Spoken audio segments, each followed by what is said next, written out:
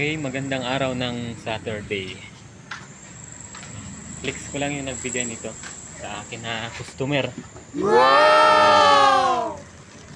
Salamat kay Madam Donna, galing to. Binigay sa akin. Ayan. Yan, bawal to sa akin, kaya lang iuwi ko na lang para dun sa dalawang bata. Ayan. Thank you. Pabalik na yun. Pabalik na lang yun. Bakit? Libre ko ba ano eh? Papunta rito tapos pabalik ulit. Wala mong parcel? 40 lang. Naka-vlog tayo. Wala akong maki-content kayo, Boss Eman. Kaya na lang muna, artista muna ngayon. Yun. Yun ako. Wow. Dito po yan sa Maginhawa. Maginhawa, Philippines lang yan, oh. Ayan, oh. Mga customer ko na yan ngayong umaga.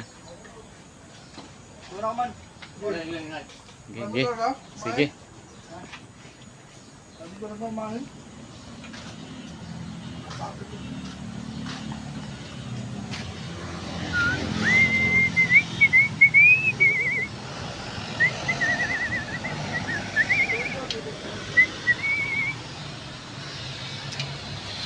Pareho lang tayo ng cellphone, boss, ha? Pareho lang tayong cellphone. Ha? Ay, yan? Note 30 din. Note 30. Pareho lang, iba lang kulay.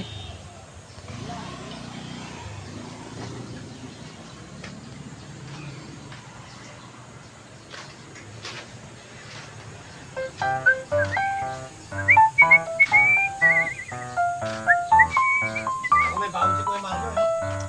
Pagka hindi yung pumupunta dito, may baon yun.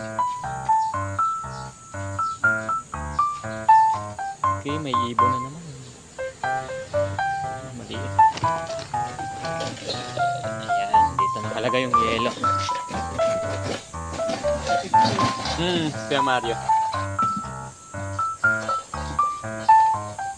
Ako ito ba yun? Kuya Mario? Hindi ko lang alam. Parang nagpapa 5-6 eh. Di pa 5-6 siguro yun. Si Kuya Mario.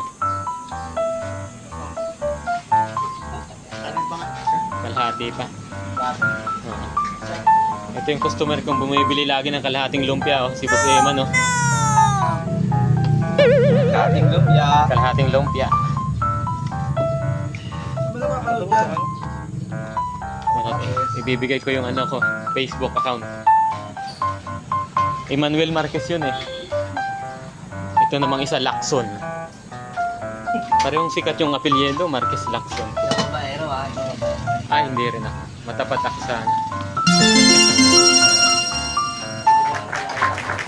Pero yung mga katawagan mo, okay lang yun.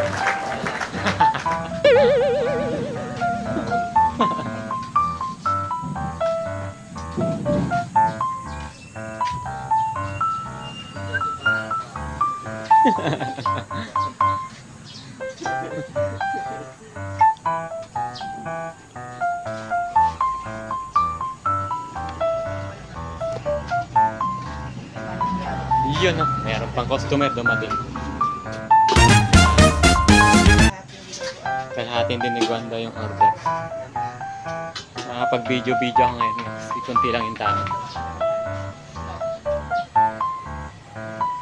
Putulin ko na. Ang problema, hindi na babalik sa Ayan guys, ito pa yung mga customer ko ngayon. Sila ate. Paano yan? Sige ate, kwentahin natin. 30 nga gastos ko eh. 130,000. Ginamit ko ng PhilHealth ko eh. Buti may PhilHealth ako, wala. Ginamit ko PhilHealth ko eh.